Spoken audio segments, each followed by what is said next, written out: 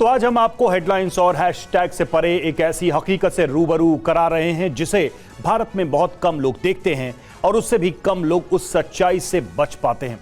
आज हम आपको वो सच्चाई दिखाने जा रहे हैं जो राजनीतिक बयानबाजियों और हर तरह के आकलन से बहुत दूर होती है।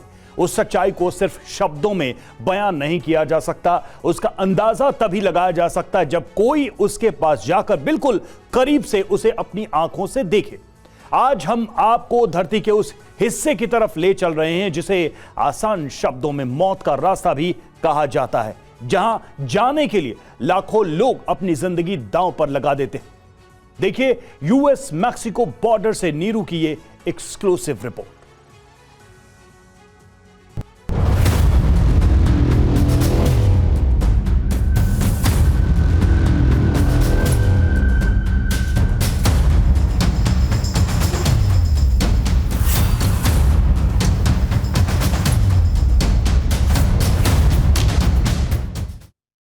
यह है सरहद का वो पश्चिमी किनारा जहां दीवार चली समंदर की धारा। जमीन ने जब दी लहरों को अपनी राह, सरहद ने फिर भी ना छोड़ी अपनी चाह। पानी पे भी खींचती है इंसानों की लकीर, जैसे हर मौन लहर पर हो पहरे की तस्दीक। भारत के अलावा दुनिया के कई देशों के दूर दराज के लोग डॉलर के जानलेवा सपनों की तलाश में जंगलों, पहाड़ों और रेगिस्तानों से होते हुए अमेरिका मैक्सिको बॉर्डर की तरफ बढ़ते चले जाते हैं, मानो कोई मायावी शक्ति उन्हें अपनी तरफ खींच रही हो।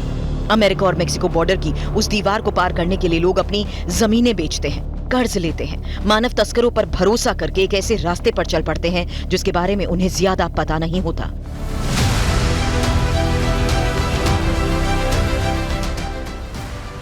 जिंदगी दांव पर लगा चुके उन बदनसीब लोगों की ये लंबी यात्राएं ज्यादातर तबाह हो जाने के लिए होती हैं। इसी त्रासदी को सामने लाने के लिए टीवी9 की रिपोर्टर नीरू दुनिया की सबसे व्यस्ततम सरहद पर पहुंची।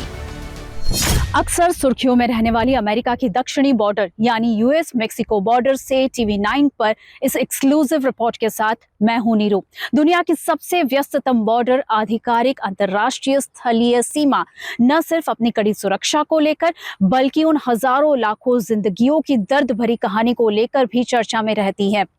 ये बॉर्डर दशकों से वैश्विक सुरक्षा, साथ ही मानवीय मुद्दों और वैश्विक राजनीति के बीच जटिलता का गंभीर केंद्र बनी हुई है।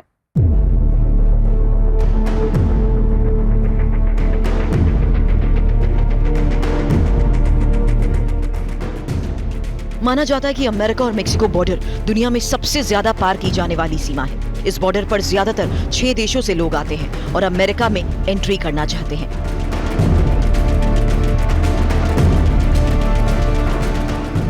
इन देशों में Mexico, Guatemala, Venezuela, Cuba, Ecuador और कोलंबिया हैं।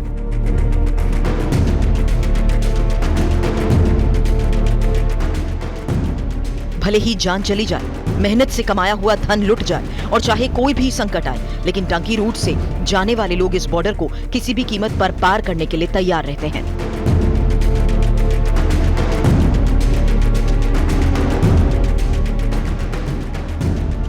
डॉलर कमाने के लिए डंकी रूट एक ऐसा रास्ता है जिस पर जाने वाले लोग करोड़ों रुपया खर्च करते हैं, लेकिन तस्करों के हाथों शोषण, यातना और यहाँ तक कि मौत का सामना करने के लिए मजबूर हो जाते हैं। इसकी जीती जागती कहानी अमेरिका और मेक्सिको की सरहद का ये अहम हिस्सा खुद बयां करता है।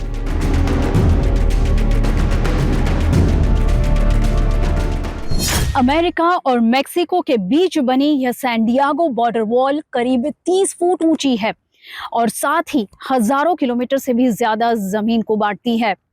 कई लोगों ने अपने सपने पूरे करने के लिए अवैध तरीके से इस बॉर्डर को पार करने की कोशिश की। कुछ सफल हुए और कुछ रास्तों में ही खो गए। कुछ लोग इसे सुरक्षा की दीवार मानते हैं तो कुछ लोग इसे सपनों का ताबूत कहते हैं। यहाँ सुरक्षा इतनी कड़ी है कि कई ऐसे विस्तार है जहां पर डबल वॉल बनाई गई है और साथ ही यहां पर सुरक्षा की दृष्टि से बात करें तो ड्रोन और सर्विलेंस इतनी कड़ी है कि यहां परिंदा भी पर नहीं मार सकता।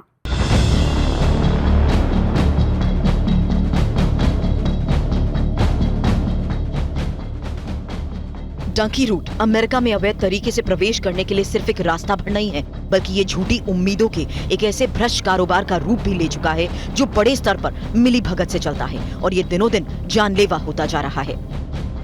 He was caught at American border and he was directly deported. So guy has lost almost 75 to 80 lakh rupees.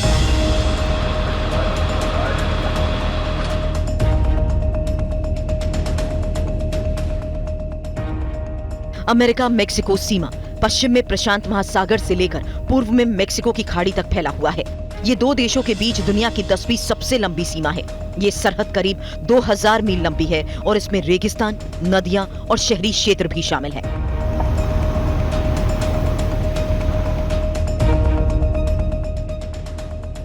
America तक पहुंचने वाला डंकी रूट बिल्कुल भी सुरक्षित नहीं है। इस रूट का बेहद खतरनाक होना ही इसकी सबसे बड़ी पहचान है। इस रूट को अपनाने वाले लोगों को हर कदम पर जान का खतरा बना रहता है। कई बार इस खतरनाक रूट से जाने वाले लोग सीमा पार करते वक्त सुरक्षा बलों द्वारा गोली का शिकार भी बन जाते हैं। इसके अलावा भयानक ठंड, भूख, थकान और बीमारियों की वजह से भी कई लोग रास्ते में ही अपनी जान गंवा देते हैं। अपनी जान को जोखिम में डाल के वहाँ पे आते हैं। वो जान को जोखिम में डाल के आने का कोई मतलब नहीं है, क्योंकि बहुत ही स्ट्रिक्ट है। अगर पकड़े गए या कुछ भी हो गया तो वहाँ पे ही आपको तकलीफ हो सकती है। जो लोग कुख्यात डंकी रूट से होकर अमेरिका जाते हैं, उन्हें मालूम है कि उनकी मंजिल बहुत कठिन है, रास्ता उससे भी ज्यादा दुर्गम और मुश्किल। लेकिन ना जाने कौन सी कोशिश है कि अमेरिका पहुंचने के लिए मौत के इस रास्ते का मोह बहुत सारे लोग नहीं छोड़ पाते।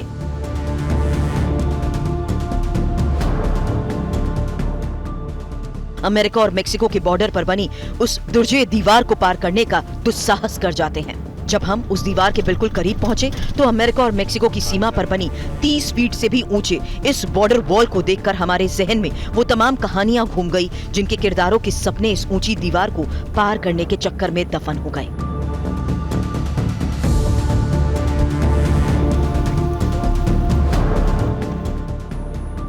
दुनिया की सबसे व्यस्त कानूनी सरहद के आसपास मानव तस्करी और मादक पदार्थों से लेकर जाली पहचानों तक एक ऐसा रहस्यमयी संसार छिपा है जिसे धोखे से बुना गया वैश्विक तस्करी का गलियारा भी कहा जा सकता है। अमेरिकी प्रशासन द्वारा हर मोर्चे पर सुरक्षा कड़ी करने के साथ सैन डिएगो क्रॉसिंग भी अब सिर्फ एक प्रवेश द्वार नहीं रह गया, बल्कि ये युद्ध क्षेत्र बन गया है। पुराने दिनों में डंकी रूट को खासतौर पर अपराधी गिरोह इस्तेमाल करते थे, लेकिन बाद के दिनों में विदेश जाने के सपने को पूरा करने के लिए हजारों लोग इस रूट का इस्तेमाल करने लगे। माना जाता है कि डंकी रूट शब्द का प्रचलन पंजाब से शुरू हुआ। पंजाब में डंकी का मतलब होता है किसी जगह से दूसरी जगह कूदना या छलांग लगाना। यही कारण है कि भारत से विदेश तक पहुंचाने वाले इस गैर कानूनी रूट को डंकी रूट कहा जाता है। इस रास्ते से लोग मुख्य रूप से अमेरिका, कनाडा और ब्रिटेन जैसे देशों में अवैध रूप से प्रवेश करते हैं। डंकी रूट आमतौर पर कई देशों से होकर गुजरता है। भारत से जिन लोगों को डंकी रूट के जरिए अमेरिका भेजा जाता है, वो अक्सर गुजरात या पंजाब के रास्ते कानूनी तौर पर पहले दुबई या कतर के लिए उड़ान भरते हैं। फिर यहाँ से रूस के मॉस्को और तुर्की के इस्तांबुल या दूसरे यूरोपीय बंदरगाहों की ओर बढ़ते हैं। वहाँ से उन लोगों को ब्राजील, इक्वाडोर या निकारागुआ होते हुए कोलंबिया और पनामा के खतरनाक डेरियन गैप में पहुँचाया जाता है, जहाँ बीमारी, आफत और मौत उनका इंतजार कर रही होती है। यहाँ जो सौभाग्यशाली लोग बच जाते हैं वो कोस्टारिका पहुँच जाते हैं। उसके बाद ग्वाटेमाला और मेक्सिको से होते हुए अमेरिकी बॉर्डर पर सैन डिएगो तक पहुँचते हैं। लेकिन यहाँ पहुँचने के बाद भी सुरक्षा की ऐसी दीवार उनका इंतजार कर रही होती है जिसे पार कर पाना कतई आसान नहीं होता। दुनिया की खाक छानने वालों और अपनी जिंदगी को दांव पर लगा देने वालों के लिए विश्व विख्यात और सपनों के प्रवेश द्वार वाली इस जगह पर पहुंचने के बाद बहुत कुछ साफ हो जाता है। यहाँ साफ तौर पर दिखता है कि बॉर्डर के एक तरफ विशाल अमेरिका है, दूसरी तरफ मेक्सिको। यहाँ इन बंद दीवारों के बीच बहुत कुछ अनकहा भी है जो अपनी कहानी को दुनिया तक पहुंचाने के लिए बेचैन है। इस वक्त मैं पहुंची हूँ यूएस बॉर्डर की उस जगह पर जिसे कहते हैं नो मैन्स लैंड।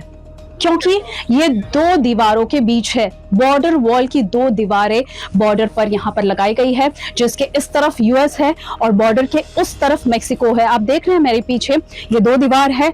उस तरफ की जो दीवार है बॉर्डर वॉल वो 18 फीट ऊंची है, जबकि बॉर्डर की इस तरफ की जो दीवार है उसे 30 फीट ऊंची बनाया गया है ताकि सिक्योरिटी ज्यादा से ज्यादा सख्त रखी जा सके। आप देख सकते हैं यहाँ पर किस तरह से वायरिंग लगाई गई है, किस तरह से सर्विलेंस रखाया गया है। मानव सभ्यता के इतिहास में जिन जगहों की चर्चा बहुत ज्यादा होती रही, उनमें अमेरिका और मेक्सिको का ये मशहूर बॉर्डर भी है। कुछ लोगों को ये जगह डंकी रूट का रास्ता और ये कहानी एक युद्ध क्षेत्र जैसी ही लगती है, लेकिन यहाँ जो अदृश्य युद्ध है वो उन लाखों लोगों के खिलाफ है जो अवैध रूप से अमेरिका में घुसने की कोशिश करते हैं।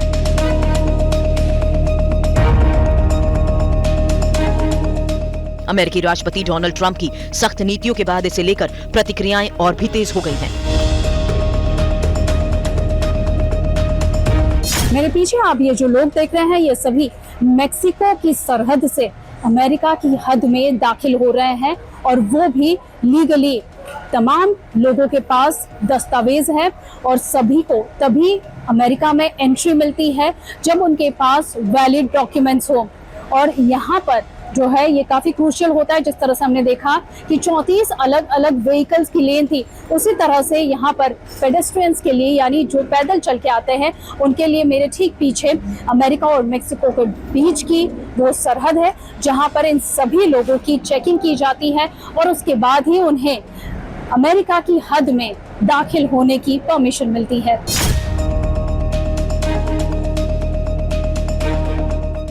आपको याद होगा कुछ समय पहले ही डोनाल्ड ट्रंप के दोबारा अमेरिका का राष्ट्रपति बनने के बाद अमेरिकी सरकार ने कुछ भारतीय नागरिकों को विमान में बिठाकर भारत के लिए रवाना कर दिया था।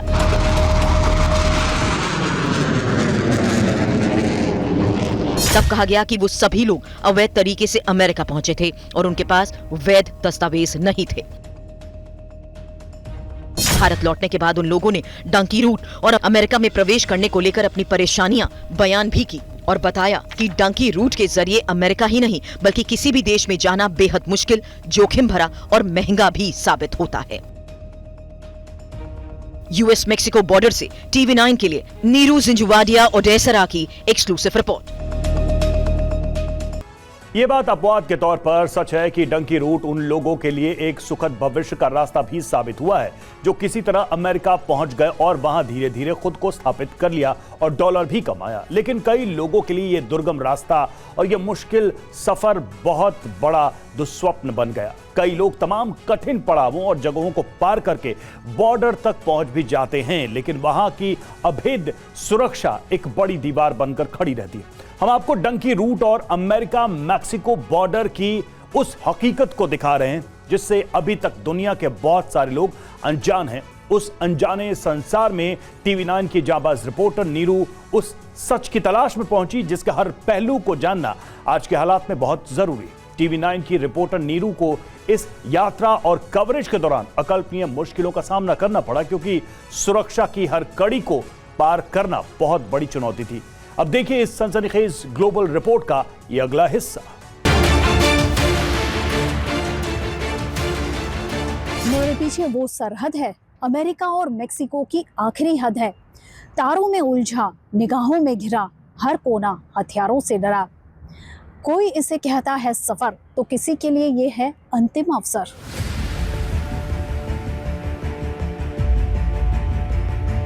कुख्यात डंकी रूट उन्हीं रास्तों से होकर गुजरता है जहां सुरक्षा की गारंटी बहुत कम होती है। यही वजह है कि डंकी रूट में जंगल, पहाड़ और रेगिस्तान के सुनसान इलाकों से लेकर समंदर के मुश्किल रास्ते भी शामिल होते हैं।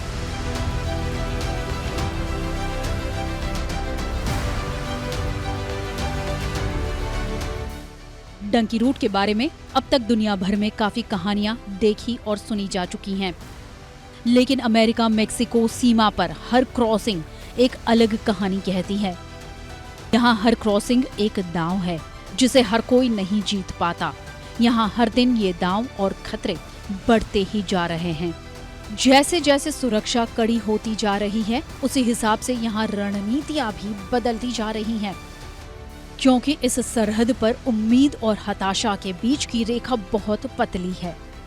चूंकि ये एक हाई सिक्योरिटी वाला इलाका है जिसकी सुरक्षा मानव शक्ति, मशीनरी और एक बड़े अभियान के तहत की जाती है, इसलिए यहाँ अवैध तरीके से सीमा पार करने पर जीरो टॉलरेंस की नीति अपनाई जाती है।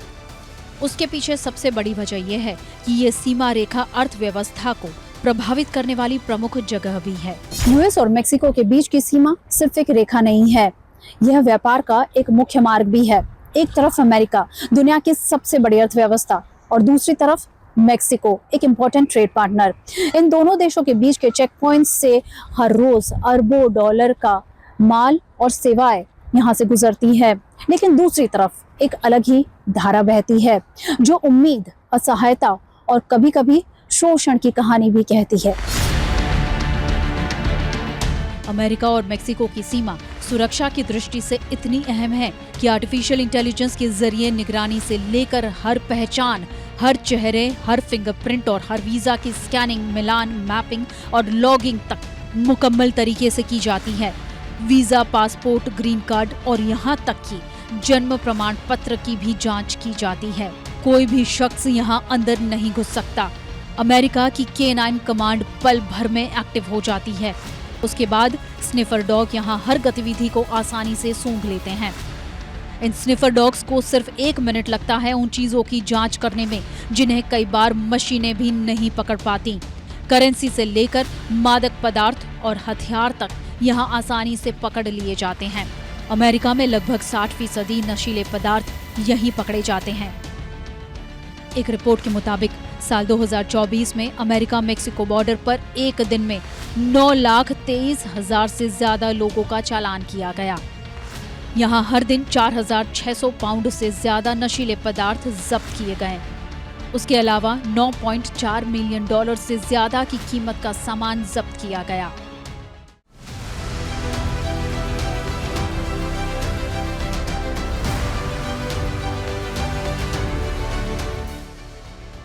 हर देश अपनी सीमा पर पूरी सुरक्षा के लिए व्यापक बंदोबस्त करता है।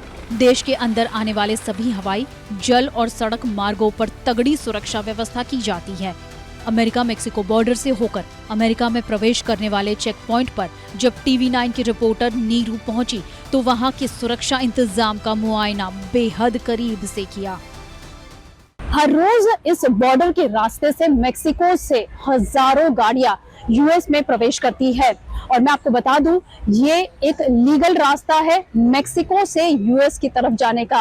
और यहाँ पर कुल ऐसी 34 लेन्स है। जी हाँ, 34 ऐसी लेन्स हैं जिसके माध्यम से ये गाड़ियां यहाँ से पास होती हैं। लेकिन पहले इस चेक पॉइंट से, ये प्राइमरी चेक पॉइंट उन्हें क्लियर करना पड़ता है जो हाई टेक्नोलॉजी से लैस है और सभी गाड़ियों की रेडियो एक्टिव जो मशीनरी है उनके माध्यम से चेकिंग की जाती है। और यदि इस गाड़ी में कुछ संदेहजनक लगता है, उन व्यक्तियों में कुछ संदेहजनक लगता है तो उन्हें सेकेंडरी पॉइंट ऑफ चेकिंग में ले जाया जाता है जहां पर K9 की टीम की तरफ से चेकिंग की जाती है और अगर कुछ ऑफेंसिव लगता है तो उसके बाद आगे की कानूनी कार्यवाही की जाती है। कुछ ही महीने पहले अमेरिकी राष्ट्रपति डोनाल्ड ट्रंप की आपातकालीन घोषणा के बाद अमेरिका और मेक्सिको के बॉर्डर पर हजारों अमेरिकी सैनिकों को तैनात किया गया था। वॉच टावर, ड्रोन, सामरिक गश्ती दल के साथ इस सीमा को एक सैन्य अवरोध में बदल दिया गया था। दरअसल अमेरिकी सरकार का मकसद मेक्सिको बॉर्डर पर सिक्योरिटी बढ़ाने के साथ ही डंकी रूट के जरिए आने वाले लोगों की एंट्री को हर हाल में रोकना भी है। इस अभियान में अमेरिकी प्रशासन को काफी हद तक कामयाबी भी मिली है। ऊंचे वॉच टावर्स, नियमित गश्त लगाती बॉर्डर सिक्योरिटी और साथ ही हाईटेक सर्विलेंस सिस्टम अमेरिकी सरकार की दो मुख्य प्राथमिकताओं को दर्शाते हैं: बॉर्डर सिक्योरिटी बढ़ाना और साथ ही इलीगल क्रॉसिंग्स को रोकना। ये मुद्दे वैश्विक स्तर पर चर्चाओं को और साथ ही राष्ट्रीय नीति को भी प्रभावित करते हैं। अमेरिकी प्रशासन जहां अपनी जमीनी सीमाओं को लेकर हर तरह से अलर्ट है, वहीं अमेरिका की विशाल समुद्र सीमाएं भी सुरक्षा की दृष्टि से उतनी ही गंभीर चुनौती पेश करती हैं। प्रशांत महासागर तट पर समुद्री रास्ते से होने वाली तस्करी और अवैध प्रवेश के खिलाफ अमेरिकी कोस्ट गार्ड एक खामोश ढाल की तरह काम करते हैं।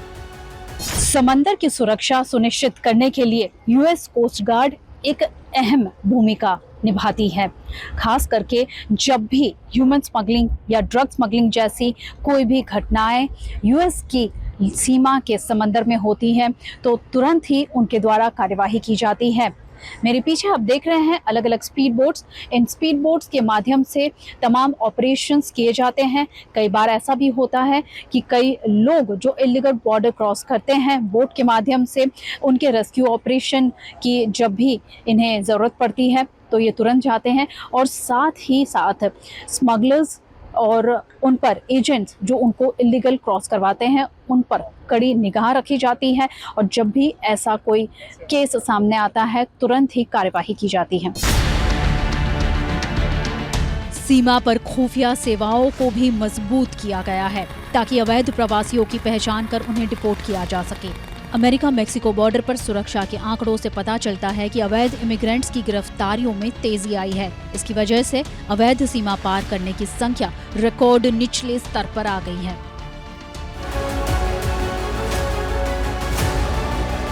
अमेरिका मेक्सिको की सीमा पर सुरक्षा बढ़ाने के लिए आधुनिक उपकरण भी शामिल किए गए हैं। कुछ समय पहले यहाँ C-130 हरक्यूलस और C-17 ग्लोब मास्टर विमानों के साथ UH-72 लकोटा हेलीकॉप्टर भी तैनात किए गए थे। इसके साथ ही समंदर में सर्च और रेस्क्यू ऑपरेशन के लिए कुछ खास हेलीकॉप्टर्स को भी यहाँ तैनात किया जा चुका है।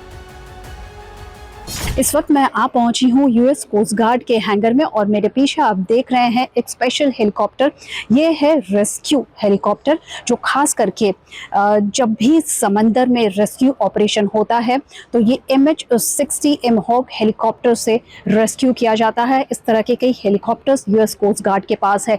इस हेलीकॉप्टर की खासियत ये है कि ये बिल्कुल हाईटेक हेलीकॉप्टर है। एक समय में 6 घंटे तक समंदर में रेस्क्यू ऑपरेशन करने में पूरी तरह से सक्षम है और जब भी कोई बोट एक्सीडेंट्स समंदर में होता है तो लगभग 15 से 20 लोगों को एक बार में रेस्क्यू करने की इसमें क्षमता है। मई के महीने में कुछ भारतीय परिवारों को ले जा रही एक तस्कर नाव सैन डिएगो के तट पर पलट गई थी। हादसे में 3 लोगों की मौत हो गई थी। ऐसी घटनाएं अक्सर अंधेरे का फायदा उठाकर जोखिम पूर्वक समुद्र पार करके अमेरिकी सरहद में प्रवेश करने की चाहत की तरफ इशारा करती है, लेकिन समुद्री सरहद पर तगड़ी सुरक्षा की वजह से ऐसी घटनाओं में बहुत कमी आई है।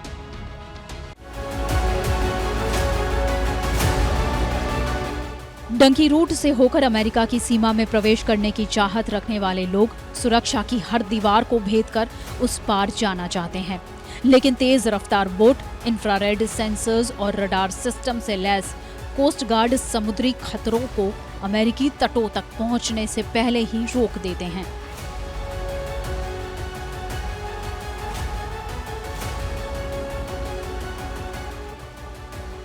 गहरे समुद्र से लेकर रेगिस्तान तक इस सरहद पर निगरानी कभी खत्म नहीं होती। जमीन हो, समंदर हो या आसमान, किसी भी रास्ते से अमेरिका के इस इलाके में प्रवेश करना नामुमकिन होता है। लगातार हवाई निगरानी, जमीनी गश्त और तेजी से खुफिया जानकारी भेजे जाने की वजह से अमेरिका मेक्सिको सीमा दुनिया में सबसे अधिक निगरानी वाली सीमाओं में से एक बन गई है। अमेरिका मेक्सिको सीमा पर ही एक जगह ऐसी भी है जिसके चलते अमेरिका जाने वाले यात्रियों को पारंपरिक सीमा पार करने की जरूरत नहीं होती। ये जगह है CBX यानी क्रॉस बॉर्डर एक्सप्रेस। ये अमेरिका में सैन डिएगो और मेक्सिको में तिहुआना अंतर्राष्ट्रीय हवाई अड्डे को जोड़ता है। इस वक्त मैं पहुंची हूँ विश्व की एक ऐसी जगह पर जहां पर 2 देशों के बीच की बॉर्डर सीधे एक अंतर्राष्ट्रीय हवाई अड्डे में आकर बनी हुई है। यह है क्रॉस बॉर्डर एक्सप्रेस यानी CBX। यह अनोखा ब्रिज मेक्सिको के तिहुआना को सीधे ही अमेरिका के ओचाई मैसा सैन डिएगो टर्मिनल से कनेक्ट करता है, जिससे तमाम यात्रियों को एयरपोर्ट के बाहर आए बिना ही बॉर्डर क्रॉस करने में आसानी होती है। डंकी रूट का इस्तेमाल करने वाले लोग ऐसे तमाम रास्तों से बचते हैं जहां चौकसी होती है और जहां से आम लोग गुजरते हैं। ऐसे में उन लोगों का रास्ता दूसरा होता है और काफी जोखिम भरा भी होता है। लेकिन कई लोगों के लिए वो रास्ता मौत का रास्ता बन जाता है। ऐसे कई लोग बेशुमार डॉलर के अपने सपने को पूरा करने के लिए भारत से भी गए और वो डंकी रूट से होकर निकले, लेकिन वो कभी वापस नहीं लौटे। उनके जोखिम और जान की कीमत ताबूतों में बंद हो गई। इस वक्त मैं आ पहुंची हूँ ठीक उसी जगह पर जहां पर कुछ महीनों पहले एक हृदय विदारक बोट दुर्घटना हुई थी। इस बोट दुर्घटना में एक गुजराती परिवार कुछ अन्य लोगों के साथ समंदर के रास्ते यूएस में प्रवेश करने की कोशिश कर रहा था, लेकिन दुर्भाग्यवश इस बोट में क्षमता से ज्यादा लोग सवार थे और बोट का संतुलन खो गया और बोट समंदर में जा गिरी। लेकिन इसके बाद अब दुखद ये बात है कि ये परिवार अब असह्य त्रासदी गहरी चोट के साथ आजीवन जीने को विवश हो गया है। साल 2022 में गुजरात के गांधीनगर के रहने वाले बृज कुमार यादव का परिवार भी डंकी रूट से होकर अमेरिका की यात्रा पर निकला था, लेकिन तिहुआना के पास अमेरिका मेक्सिको सीमा पर दीवार चढ़ने की कोशिश करते हुए उन्हें विनाशकारी त्रासदी का सामना करना पड़ा। यूएस मेक्सिको बॉर्डर की ये वही सैंडियागो बॉर्डर वॉल है जहां से गिरकर गुजरात के गांधीनगर की 32 वर्षीय बृज कुमार यादव की मौत हुई थी। बृज कुमार अपने परिवार के साथ एक 40 लोगों के समूह के साथ थे जो मेक्सिको के टिहुआना से अमेरिका में एंटर करने की कोशिश कर रहे थे। उसी वक्त बृज कुमार यादव अपने बच्चे को लेकर इस दीवार पर चढ़े और इस कदर गिरे कि उनके बच्चे को काफी चोटें आई है। उनकी पत्नी दीवार पर चढ़ी तो सही, लेकिन वो गिरी अमेरिका की तरफ और वो भी 30 फुट की ऊंचाई से। उनकी पत्नी को भी गंभीर चोटें आई, लेकिन अफसोस इस हादसे में बृज कुमार की मौत हो गई। अमेरिका मेक्सिको का सैंडियागो बॉर्डर ऐसे कई लोगों की दर्दनाक मौत का गवाह बन चुका है जो हर साल मानव तस्करी के जाल में फंसकर डंकी रूट से होकर अमेरिका जाना चाहते हैं, लेकिन उनके हाथ सिर्फ मौत और तबाही आती है। सवाल है कि इसके बावजूद ये सिलसिला थमता क्यों नहीं है। आखिर उन लोगों को जीवन को दांव पर लगाने के लिए कौन सी वजह मजबूर करती है? सरहदें लोगों को रोक सकती है, पर सपने तो इन तारों से भी फिसल जाते हैं। वे झड़ते हैं, गिरते हैं, पर फिर भी चलते जाते हैं। यह सिर्फ एक रिपोर्ट नहीं है, यह एक बिखरती उम्मीद की तस्वीर है। हर कदम पर लुटती तकदीर है। ये कहानी है उस रास्ते की जहां मंजिल से ज्यादा कीमत लिखी होती है। यूएस मेक्सिको बॉर्डर से टीवी9 के लिए मीरू। तो मुनीर की धमकी पर एमईए का बयान आया है। परमाणु धमकी पाकिस्तान की पुरानी आदत है। एमईए की तरफ से यह कहा गया है, एटमी धमकी के आगे भारत नहीं झुकेगा। यूएस से पाकिस्तान की एटमी धमकी खेदजनक।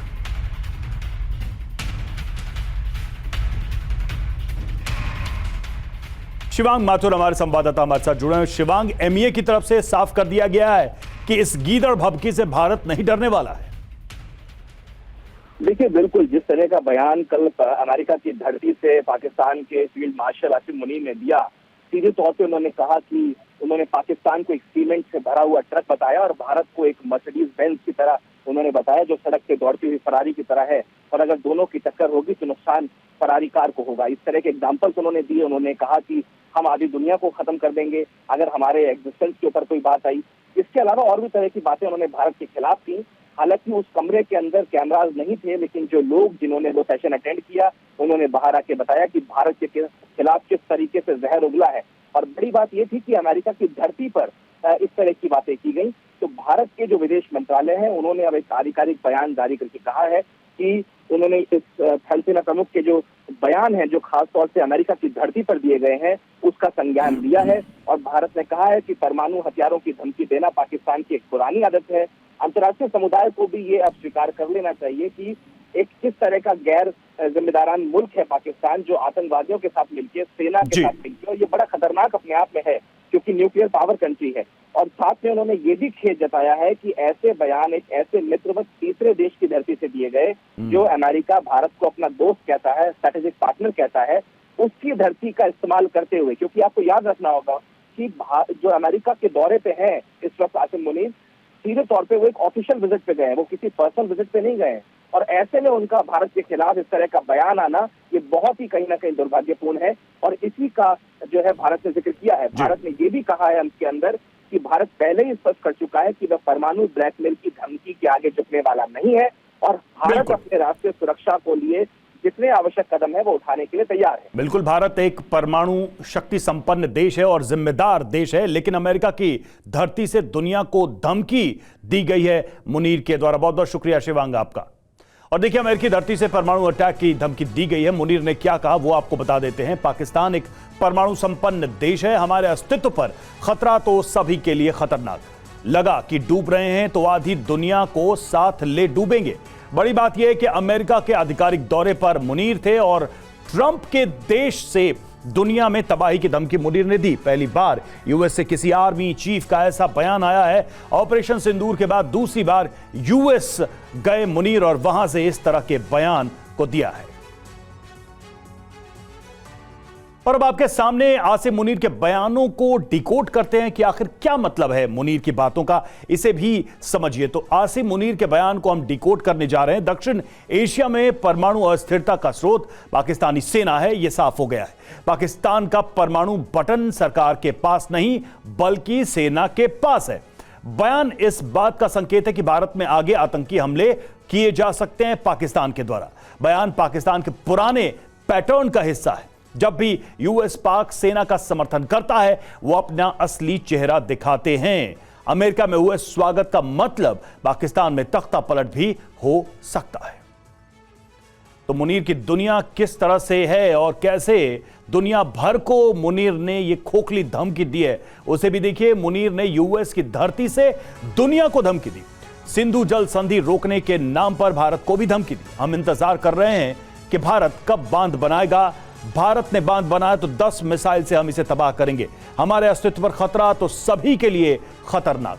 लगा कि डूब रहे हैं तो आधी दुनिया को साथ ले डूबेंगे, ये मुनीर ने कहा है।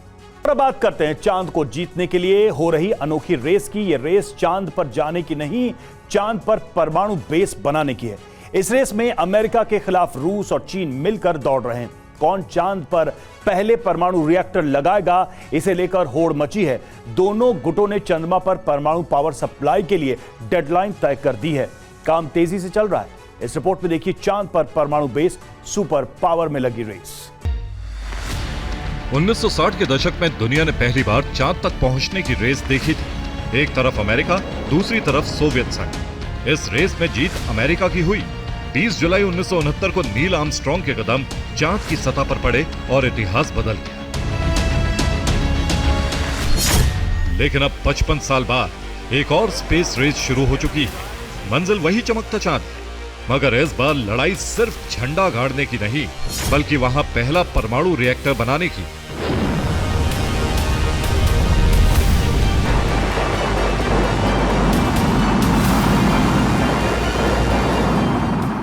जो देश चांद पर सबसे पहले रिएक्टर बनाएगा वो वहां सबसे पहले बस्ती भी बना सकता है और उसके पास लगातार ऊर्जा का स्रोत भी होगा। ऐसा स्रोत जो चांद के अंधेरे और जमा देने वाली ठंड में रोशनी और गर्मी दोनों देगा। और ऐसा भी हो सकता है कि वो देश चांद के उस इलाके को कीप आउट जोन भी घोषित कर दे, जिसका मतलब है बाकी देशों को वहां से दूर रहने की चेतावनी। दरअसल नासा ने चांद पर परमाणु रिएक्टर लगाने का प्लान तेज कर दिया है। वैज्ञानिकों को स्पष्ट आदेश दिया गया है कि 2030 तक 100 किलोवाट का परमाणु रिएक्टर चांद की सतह पर पहुंच जाना चाहिए। नासा की इस जल्दबाजी का मुख्य कारण है रूस और चीन का चांद के लिए गठबंधन। दरअसल 2021 में दोनों देशों ने इंटरनेशनल ल्यूनर रिसर्च स्टेशन बनाने के लिए समझौता किया था। प्लान के मुताबिक 2033 से 2035 के बीच चांद पर परमाणु रिएक्टर लगाया जाएगा। इस साल मई में दोनों एजेंसियों रॉसकॉस्मोस और CNSA ने चांद पर ल्यूनर पावर स्टेशन बनाने का औपचारिक समझौता भी किया।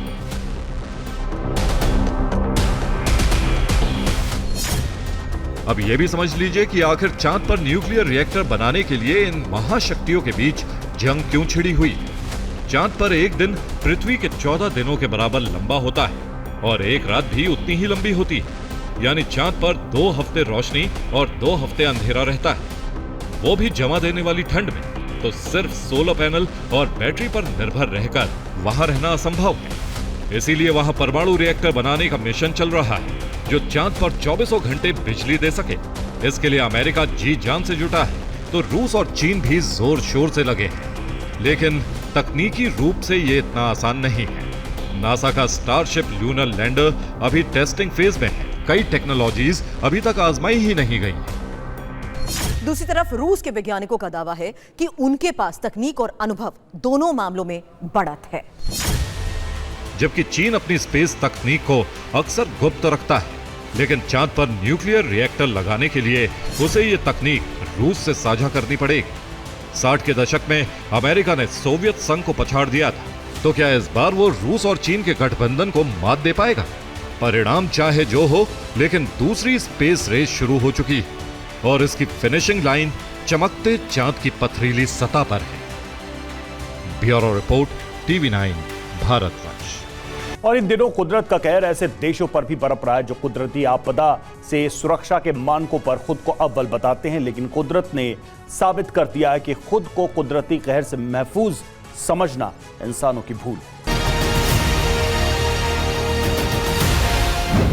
ग्लोबल बाढ़ संकट, विनाश की आहट। दुनिया के कई देश इन दिनों कुदरत के उस कहर का सामना कर रहे हैं जिसने उनका जनजीवन पूरी तरह से अस्त व्यस्त कर दिया है। बड़े और मजबूत इंफ्रास्ट्रक्चर वाले देश भी भारी बारिश के सामने नतमस्तक हो गए। इनमें अव्वल है अमेरिका।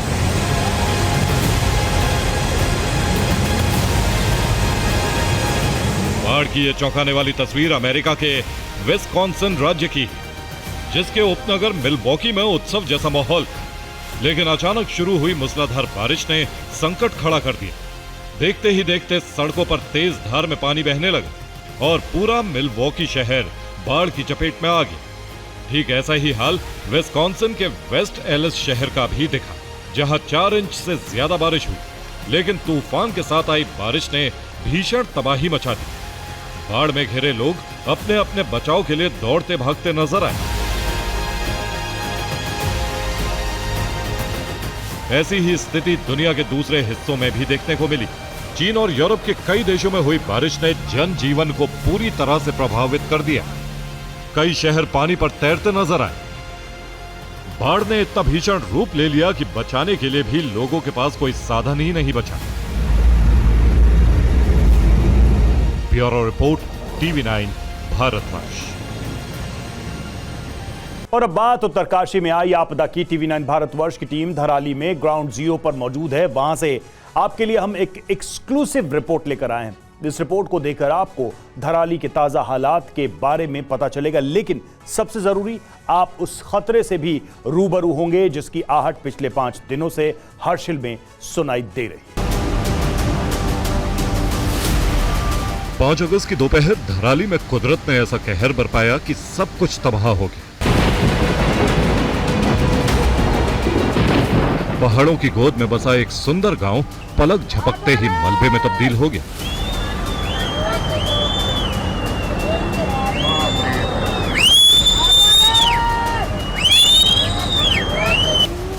जबरदस्त बारिश और खीर गंगा के बेकाबू सैलाब ने धराली को निगल लिया।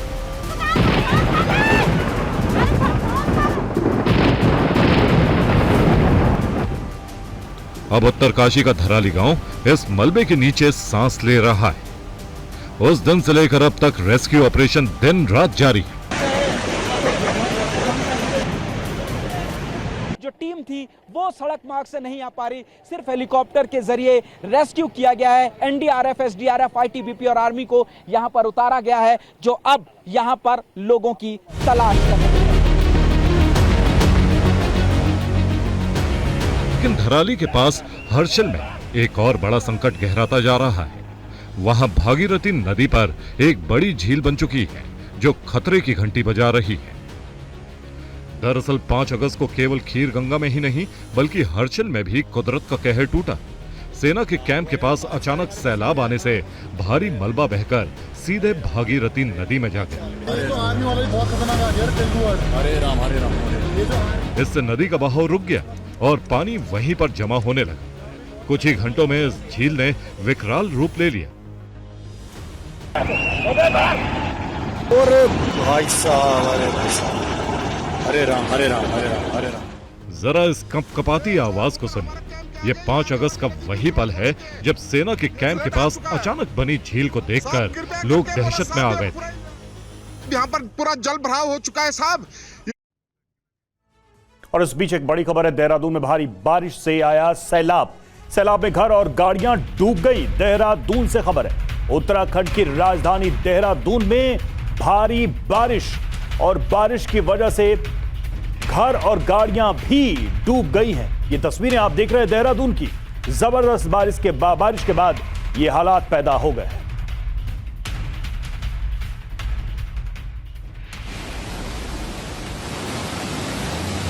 उत्तराखंड में लगातार बारिश की वजह से अलग अलग जगहों से क्या तस्वीरें आई वो तो हम आपको दिखा ही रहे हैं, लेकिन ये जो तस्वीर है ये राजधानी देहरादून की बताई जा रही, जहां भारी बारिश की वजह से बाढ़ जैसे हालात हो गए। कई गाड़ियां देखिए इस पानी में डूबी नजर आ रही।